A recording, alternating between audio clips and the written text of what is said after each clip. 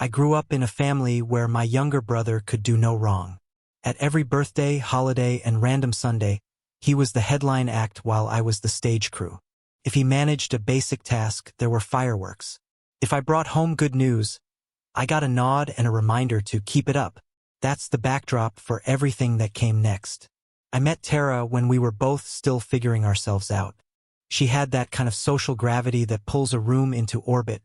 Funny, sharp, always on the edge of a new idea. We fell hard and fast, moved in, got married, started talking about kids. I was grinding in logistics, warehouse floors, delivery routes, the kind of work you feel in your back. She did events and brand campaigns, the glossy side of life that looks great in photos and isn't as simple as it looks. The early cracks didn't look like cracks. My brother, let's call him Evan, and Tara clicked a little too easily. It wasn't kissing in corners obvious. It was the quiet kind of closeness that builds out of shared jokes and shared screens. He'd stop by to see how we were doing, and somehow hang around until it was time to sleep. Tara would ask his opinion on her posts, because he just gets the vibe. If I raised an eyebrow, I was insecure. If I didn't, I was emotionally distant. There was never a way to win. We tried for a baby and hit a wall. Appointments, vitamins, scheduled intimacy that felt like homework. We agreed to stop pushing and find our rhythm again. She threw herself deeper into events work with late walkthroughs and last-minute client crises. I was a guy in a dusty car trying to match a life that wanted champagne glass sparkle. I promised myself I'd get there. One night I glanced at her phone on the dresser and saw a photo that looked like our hallway floor. The contact name was shortened to an initial I knew too well. No kisses, no body parts, just a familiar tile pattern and a caption that made my stomach drop. I didn't explode. I asked for counseling. She called me controlling. I packed a bag and left for a while. We came back together for a bit and then came apart for good. Our marriage ended not with yelling but with quiet paperwork and a new set of keys. I poured everything into work because work has rules.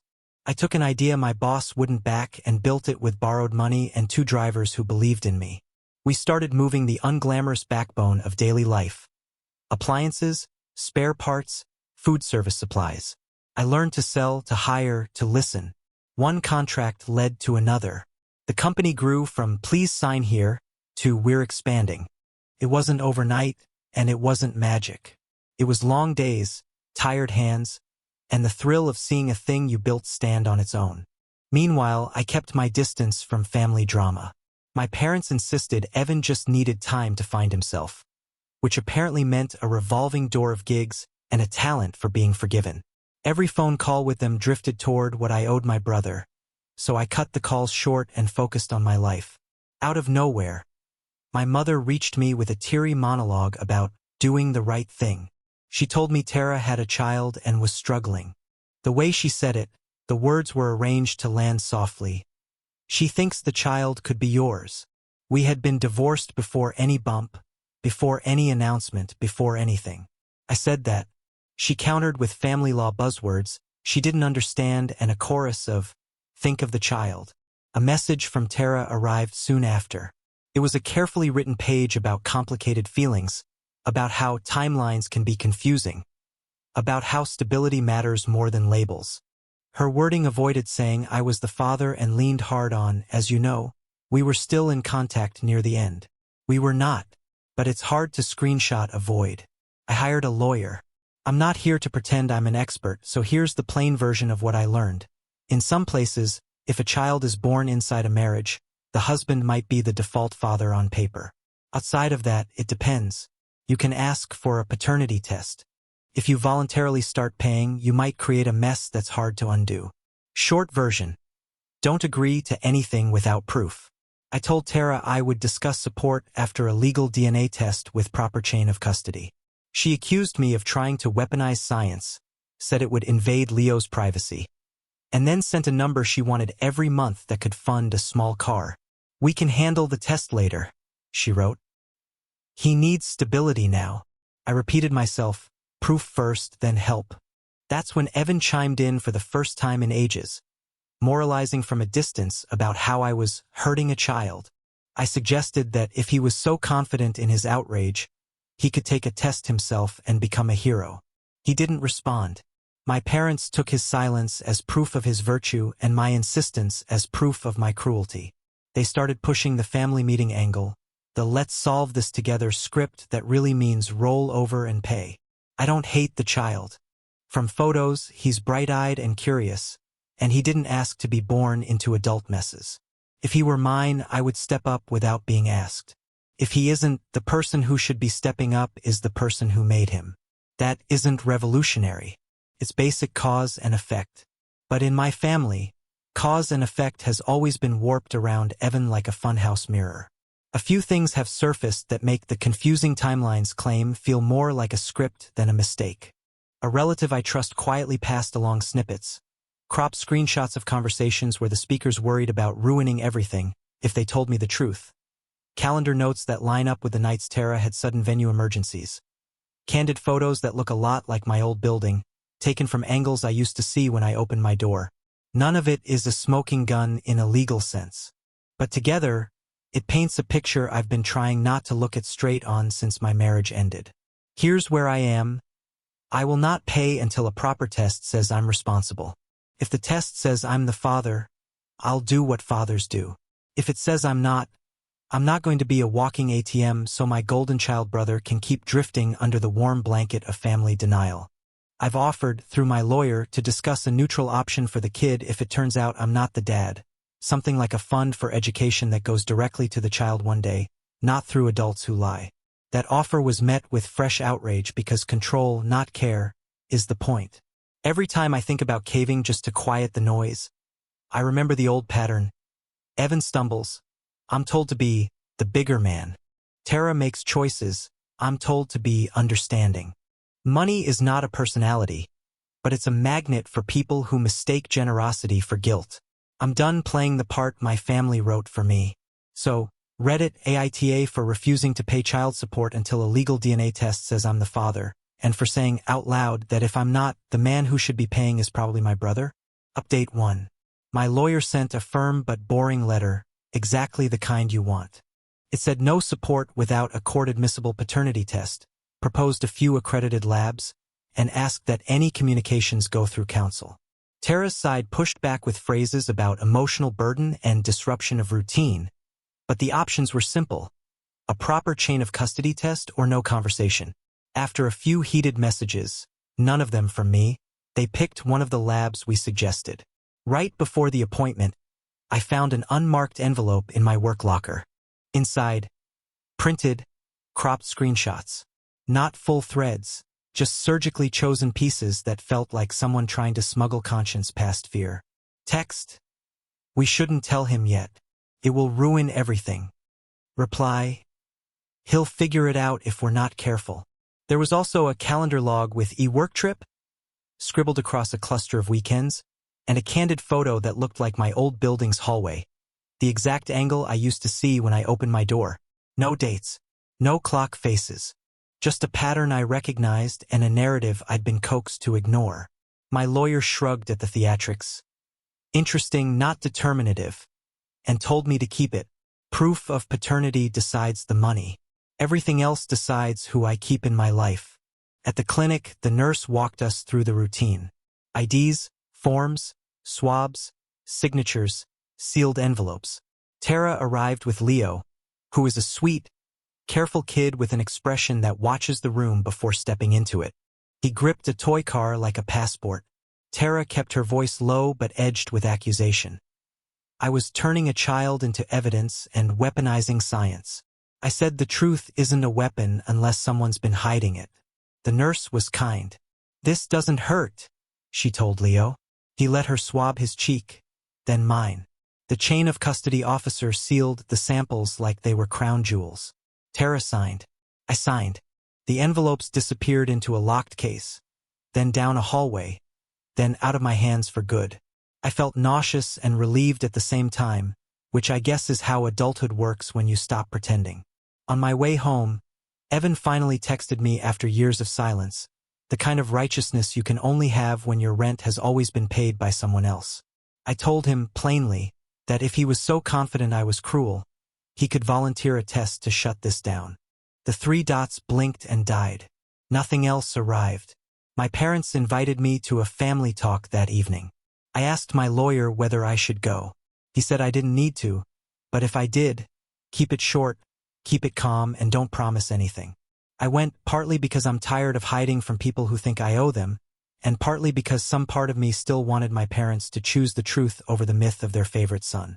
The house smelled like my childhood dinners. My mother had set out snacks like hospitality could fix structure. My father did his statesman posture. Evan sat with his arms crossed, eyes on his phone until he remembered to be outraged. It started with the usual script. Think of the child. Don't make this about revenge. You have so much. You won't even miss it. I'm thinking of the child, I said. That's why I want the truth first. Evan called me a coward for hiding behind lawyers. I said protecting myself from manipulation isn't cowardice. It's sobriety. My father tried a new angle. Even if the test says you're not the father, there's a moral obligation because of history. And I said there is a moral obligation for the man who created the history. A silence fell, the kind that only happens when a word lands in a room like a dropped plate. My mother reached for the word, family. The elastic band that's been used to hold chaos together and always seems to snap back in my direction.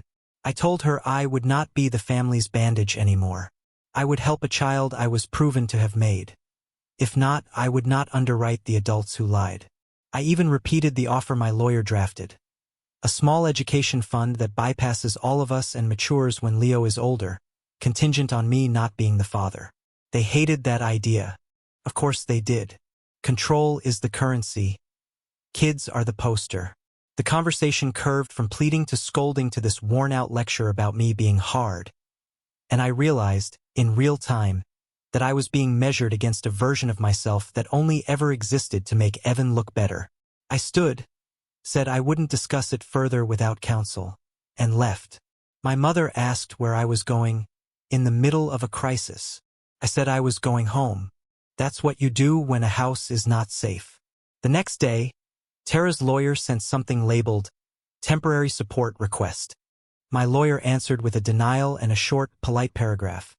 No history of me acting as a parent, no acknowledgement from Tara that I was the father, no established relationship to maintain, and a pending test that would answer the question.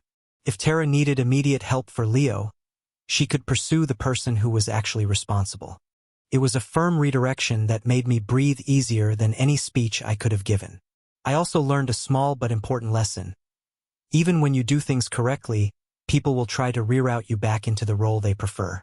Tara tried an at-home kit, non-legal, no chain of custody, and called me paranoid for refusing it. My parents tried morality plays dressed as family dinners. Evan tried indignation in lowercase and silence in uppercase. All of it is designed to drag me into a debate where feelings outrank facts and the person with the stiffest spine is accused of cruelty. I went back to therapy because muscle memory is real. My therapist asked me to write 2 lists, what I'm responsible for, and what others want me to be responsible for. The first list had 3 items, my choices, my words, my money. The second list spilled across a page. Years of being the fixer, the explainer, the one who pays, the one who apologizes first so everyone can go to bed. Looking at those lists side by side wasn't cathartic. It was practical. It gave me a script for the next call, the next email, the next ambush disguised as a conversation. I also changed some logistics. I had all calls go to voicemail. I told my parents, in writing, that I wouldn't discuss Leo or money until test results arrived, and that any attempts to circumvent that boundary would mean a longer break in contact. I muted the family chat. I told my assistant to filter unknown numbers. I asked my lawyer to be the one to open any new envelopes. I am not bulletproof, and every please just help for now finds the old crack in me that wants to be decent even when decency is being used as a trap. As for Leo, I keep circling the same truth. A child isn't the villain in their origin story. If the results name me, I'll live inside that truth and do the work.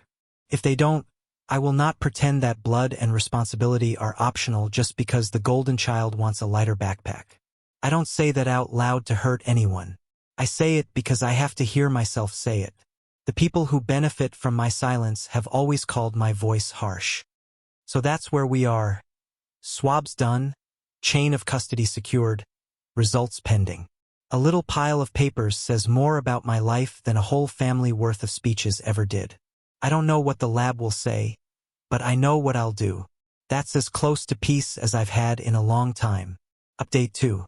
The result came through my lawyer, short, bland, decisive.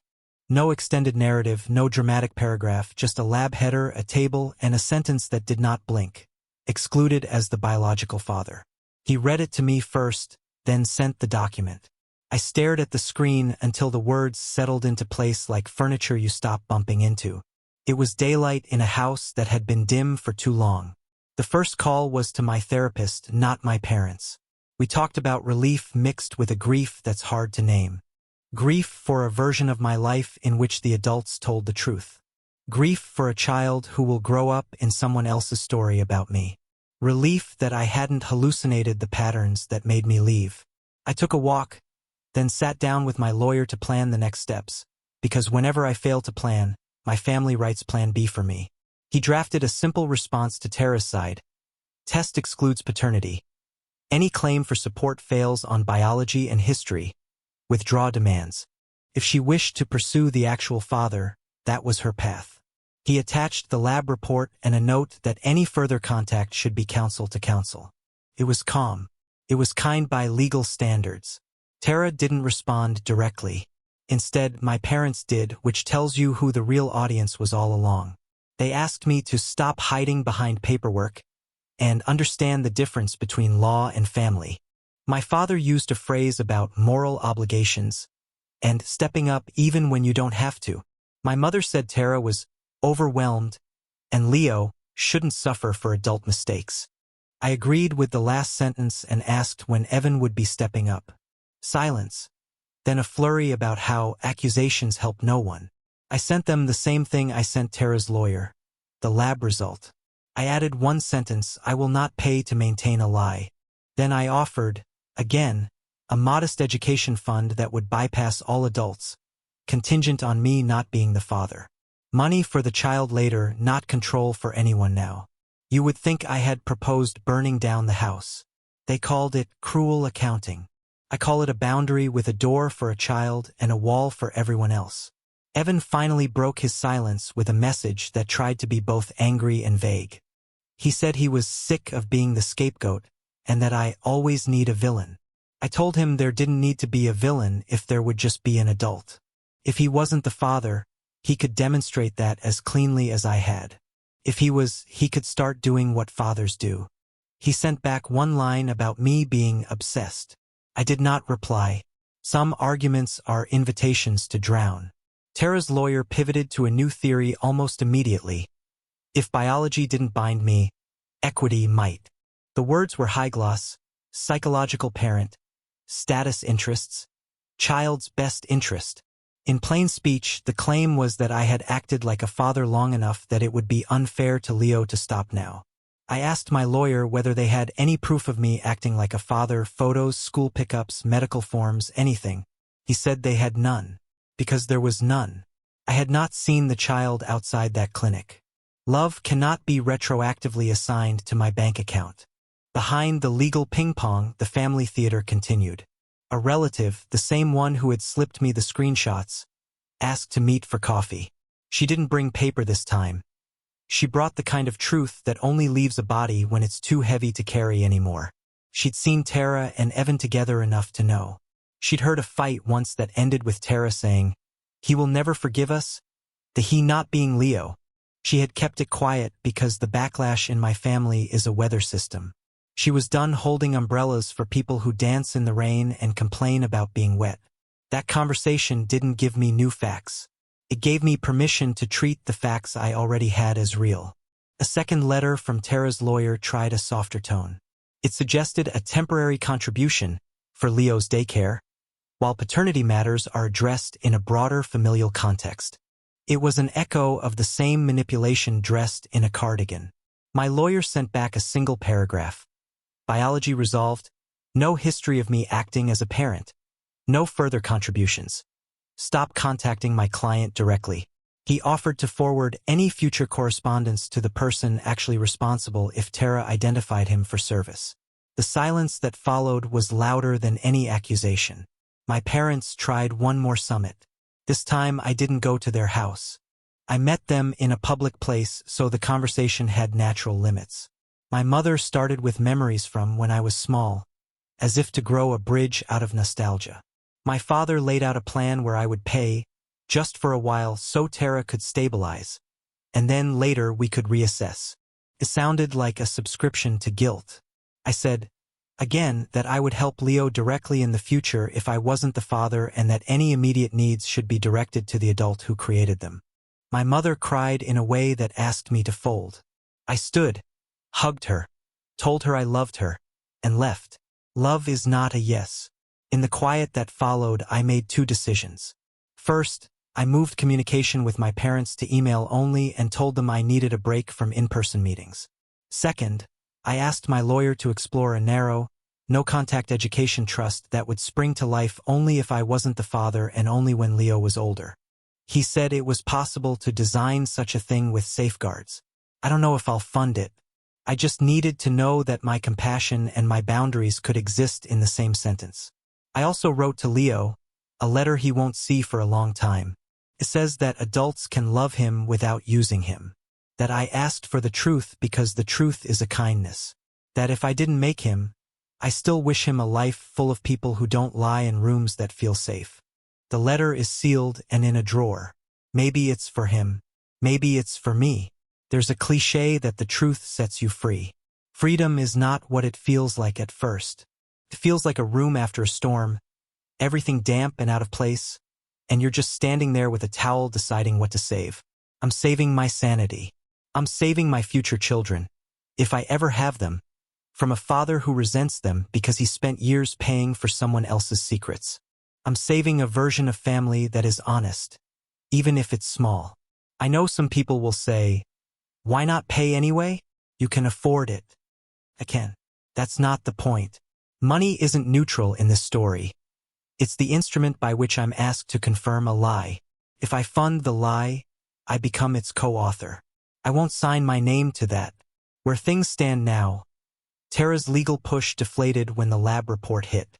There's been no formal attempt to identify the biological father on paper, which tells me everything I need to know about who he is and how many people are invested in keeping that off the record. My lawyer says we're done unless they conjure a new angle. I'm not watching my phone. I've muted the family chat. I've gone back to the business of moving things that are real from one place to another. I still think about Leo. When I do, I hold two ideas at once. He deserves stability, and stability should come from the truth. Those ideas used to feel like they were fighting. Now they feel like they're shaking hands. Final update. The truth lands, the orbit shifts, and I choose the quiet path. Context. X resurfaced years after our divorce with a child and demanded support for the child's sake. I insisted on a chain of custody DNA test. Result. I was excluded as the biological father. My parents tried to guilt me anyway. I offered a future education fund that bypasses all adults. They hated it. I moved conversations to writing only, set boundaries, and waited for the next shoe. The quiet after the lab result wasn't peace. It was the hush in a theater before the next act. Everyone knew the plot twist. No one wanted to say the line out loud. Tara's lawyer stopped posturing about status interests. My parents rotated through the stages. Disappointment that I wasn't the father, which says more than they intended.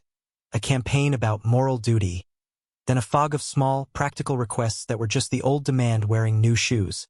Could I help with a month or two while they figure things out? Could I chip in for daycare so there isn't disruption? When I sent the same answer, the adult responsible should be the one paying. My offer for a future child-controlled fund stands, the temperature dropped. The system, meanwhile, did what systems do. Tara had bills that didn't care about anyone's feelings, and she had a child who couldn't live on speeches.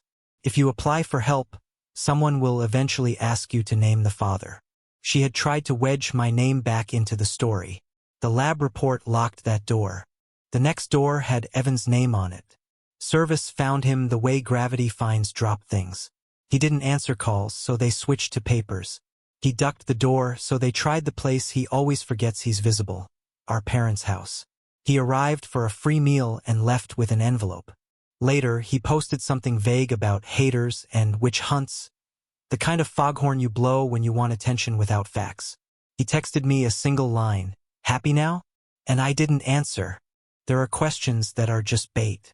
There was talk about a hearing, then talk about him missing it, then talk about consequences he didn't believe in until they got close enough to breathe on his neck. He took the test because the alternative was a piece of paper with numbers that would follow every paycheck he might someday earn. The result was a mirror. Not excluded. No one said, "Congratulations." The adults began to argue in circling, careful sentences about nuance and mistakes, and we were all so young. Which would be funny if there wasn't a kid learning to read in the next room. My parents called me for a sit-down. I chose a public place again so there could be witnesses, or at least the civilizing presence of other people's conversations. They were composed, almost formal. My father began with a speech about how paperwork isn't family. I said, "Paperwork is what people use when honesty fails."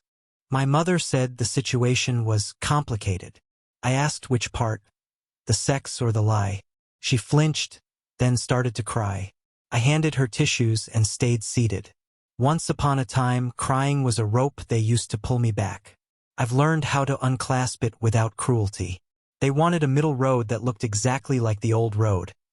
I would help for a while, quietly, so that everyone could breathe. I told them I breathe better when the truth is in the room. I repeated the offer they keep pretending not to hear.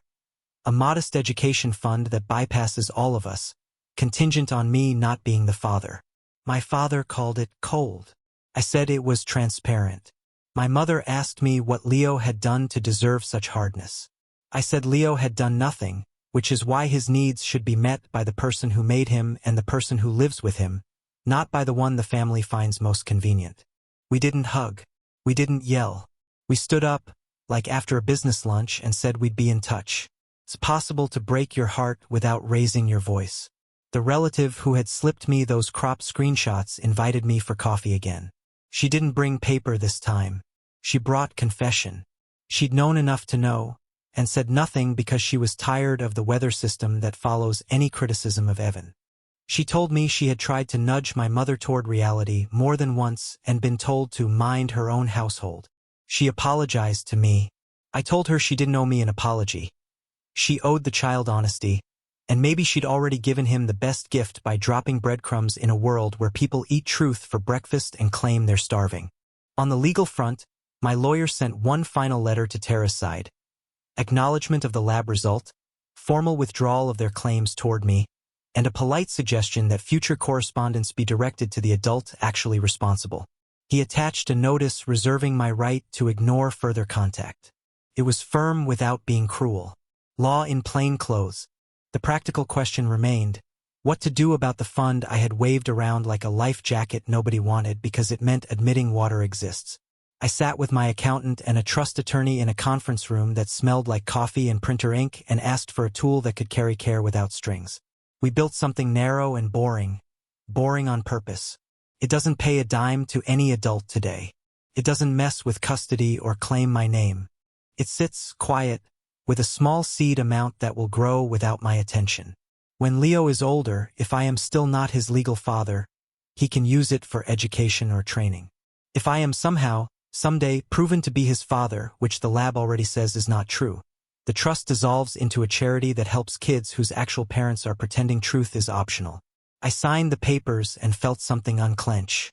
I wrote a new letter to go with the trust documents, to be delivered only when he's old enough to understand words that aren't aimed at manipulating him. It's not a speech. It says, adults can love you without using you. I asked for the truth because the truth is a kindness. If your life overlaps with mine somehow in the future, I hope you find people who keep their promises and rooms where you never have to lower your voice to be safe. I don't know if he'll ever read it. I know I needed to write it. There's a temptation in stories like this to crank the dial until someone gets a cinematic comeuppance. Real life runs on smaller voltages. Evan didn't burst into tears and confess. He sent me a message weeks after the test that was half apology, half bill. He said he never meant for things to go this far, that he made a mistake, that Tara told him it was under control, and that now the numbers are impossible. He asked if I could spot him for a while, just until things stabilize. It was like he'd ripped the cliches from my parents' script and stapled them into his notes app. I told him plainly that I wouldn't pay his child support. I said I wouldn't become the wall he throws bills at so they bounce back slower. I offered once to connect him with a boring job that pays boring money on a boring schedule, the kind that doesn't look good in photos but keeps lights on. He laughed, then realized I wasn't joking and said he'd think about it. He didn't take it. Wage garnishment did what speeches couldn't. He started showing up at work somewhere with a time clock and a manager who didn't care about his myth. The world, when it's not family, has this way of being painfully fair. Tara reached out to me directly one more time. The message was long and carefully written, like a grant application for sympathy. She said she'd made mistakes, and that we all share responsibility. She used the phrase co-parenting community, as if language could turn strangers into a team. She asked whether I would reconsider, not as a father but as someone who cares. I told her I do care, which is why I refused to fund a lie. I said I had created a narrow path for Leo's future that doesn't require me to be anyone's cover story. She said that was transactional. I said it was transparent. She blocked me after that, which is a kind of peace. I went back to my small, unshowy life. The company still moves things from one place to another. I started taking actual lunches instead of eating over a spreadsheet. I hired a manager for the routes so I could stop waking at every imagined phone call about a flat tire. I built a little reading corner in my office with a chair that doesn't face my computer. On one of those afternoons, a driver walked by with his little girl hand in hand, visiting on the way home. She waved at me like I was someone's uncle. I waved back and remembered that most lives don't look like the stories we tell when we want clicks. Most lives are schedules and snacks and small kindnesses. I want more of that. Holidays were strange after the reveal. Invitations arrived that felt like subpoenas. I declined the first few and sent a separate gift to my mother that had nothing to do with any of this. Flowers that don't need arranging, because I know how help can feel like a test. Eventually we had a simple meal in a quiet place. We didn't talk about Tara. We didn't talk about Evan. We didn't talk about Leo. We talked about how the light hits their backyard in late afternoon, about a neighbor's cranky cat, about the way my father's hands shake a little when he pours tea and he pretends it's the cup. Sometimes love is choosing the smaller conversation so the bigger one doesn't eat you alive. Will I ever have the bigger conversation with them? Maybe. If they choose honesty without theatrics. If they stop using love as a leash. If they can say Evan's name next to the word responsibility without swallowing the last syllable. Until then, my inbox is open and my door is not. Every so often, I see a child at the grocery store with a haircut like Leo's, or at a park building a tower with the same concentration I saw in the clinic lobby, and my chest tightens. Then it relaxes. Not because I don't care, but because I finally understand the shape of the care I can offer without becoming a volunteer in my own exploitation. I'm not a villain. I'm not a martyr. I'm a man who learned to step aside when people run toward a consequence and call it a wall. Where does that leave the verdict question? I asked the internet if I was the asshole for refusing to pay support for a child who isn't mine and for suspecting the child's father is my golden child brother. The lab answered the biology. The system answered the money. The rest is family weather. Some days the sky is clear. Some days it looks like rain that already fell and somehow is falling again. On those days, I go for a walk, turn off my phone, and let the quiet do the work speeches never can. If you're reading this because you're standing on a similar rug and you feel hands on the corners getting ready to yank, check the room for exits. Put your wallet in your front pocket. Find one person who will say the word truth without flinching. That might be a lawyer in a cheap tie, a therapist with a yellow legal pad, a cousin who has receipts, or a stranger on the internet who tells you to get a test. Then do the boring, unglamorous thing. Make the call, sign the form, hold your boundary, and wait for the quiet. It comes. Not like a parade, like a room that finally stops humming. What changed since the last update? In plain speech, the system directed Tara toward the actual father. Evan was served, resisted, tested, and confirmed. My parents tried one more time to fold me back into the role of fixer. I declined without drama. I formalized the education trust that bypasses adults and asked the universe to deliver the letter when he's old enough to know that truth is kindness, not cruelty. Evan started paying because paper follows paychecks. Reality is the great equalizer. I went back to building a life that doesn't perform for anyone. TLDR. After the lab excluded me, the process turned toward the real father. My brother. He avoided, then tested, then was confirmed. Parents wanted me to pay for a while. I said no and set up a small, future-only education trust that bypasses all adults. Tara tried to reframe me as a community co-parent. I declined. Evan pays because the world outside our family doesn't accept vibes as currency. I'm low contact, living quietly, and holding a boundary that finally feels like home. Imagined, top comments. Receipts over rhetoric. NTA. The trust is compassionate and clean. The refusal to fund a lie is not cruelty. It's sanity. Not your scapegoat. Paperwork is what people use when honesty fails, is going on my wall. Proud of you for choosing the boring, right thing. Golden orbit. Families revolve around truth or around favorites. You changed the gravity. Don't step back into their orbit. Verdict poll NTA/ESH if you think I should have paid anyway. /NAH if you think the adults are messes but the system worked. I'll read, then log off and keep living. Short epilogue. I'm seeing someone who likes ordinary dinners and doesn't need my last name to feel full. We read on the couch sometimes without speaking. In another life, I would have rushed to narrate that. In this one, I'm letting it be small and real.